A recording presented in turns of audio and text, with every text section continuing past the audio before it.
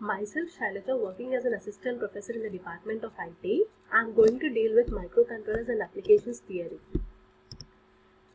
In this microcontrollers, the complete unit 1 is about microcontrollers, where we are going to see the content of introduction to microcontrollers, comparison between microprocessors and microcontrollers, and even we are going to see the different types of microcontrollers like 4-bit, 8-bit, 16-bit and 32-bit, and then we are going to study about the development system for microcontrollers.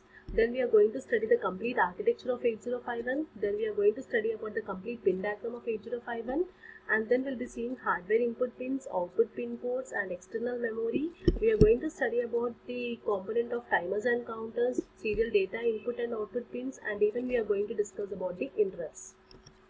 Before going to discuss about the introduction to microcontrollers, let us see what do you mean by a microprocessor.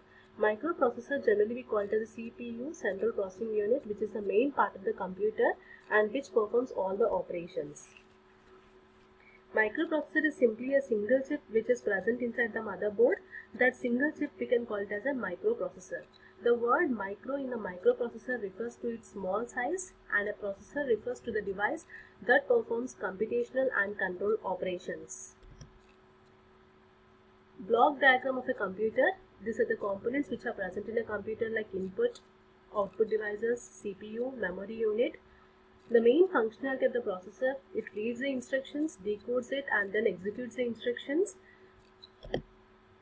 Coming to the block diagram of CPU consisting of this particular components like register set, ALU, arithmetic and logical unit, and the control unit.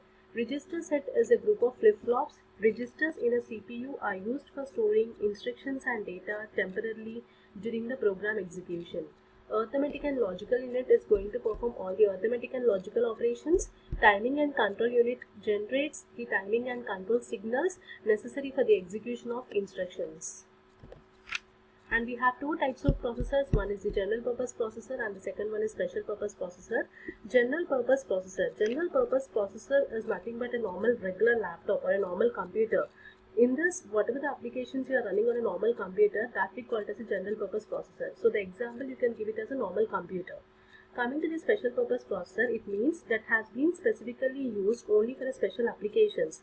That we call it as a special purpose processor, and the best example for the special purpose processor is microcontroller, where we will be using microcontrollers only for a specific applications. Coming to the definition of microcontroller now. Microcontroller is going to have a processor.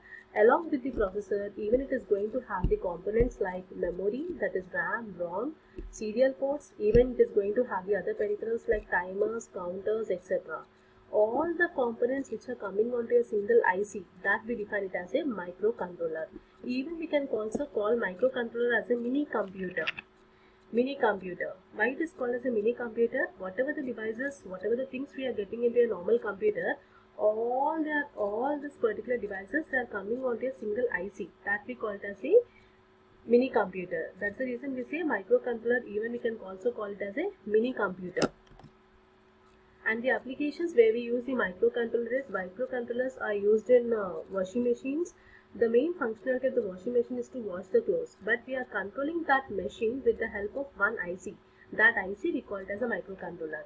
Even you can take another example, like when you are traveling in a bus, you can see a digital display. That digital display is going to have a controller. There is some program which is written inside the controller and which is running continuously. Based on that, it is going to display something on the screen. If you go with the digital watches, there will be some controller inside the digital watches, and the main functionality of that particular controller which is sitting inside the digital watches is to display the time. Likewise, we have different applications where the microcontrollers are used. You can see microcontrollers are used in VCD players, they are used in engine controllers in automobiles, they are used in microwave ovens for controlling the temperature in ovens. So, if you want to use any device for a specific application, then we use it in a microcontroller. Coming to the block diagram of microcontroller, if you see the block diagram here, the microcontroller in the middle, which is going to have a processor, the main thing which is going to have a processor. What is the main functionality of the processor here? It is going to read, decode it, and then execute the instruction. Apart from the processor, even it is going to have the other components like memory. Memory can be RAM, ROM, etc. It stores instructions and program data in the memory, and even it is going to have the other peripherals. Other peripherals can be timers, counters, serial input ports, etc. Even we can connect the input devices to the controller, and even we can connect the output devices to the controller. Microcontroller unit can take something from the input devices, like it can take some data from the sensors, it can process it. After doing the processing part, then it can display the output on the output devices. The output devices can be some LCD or it can be some LED, etc. So this particular one shows the complete block diagram of a microcontroller.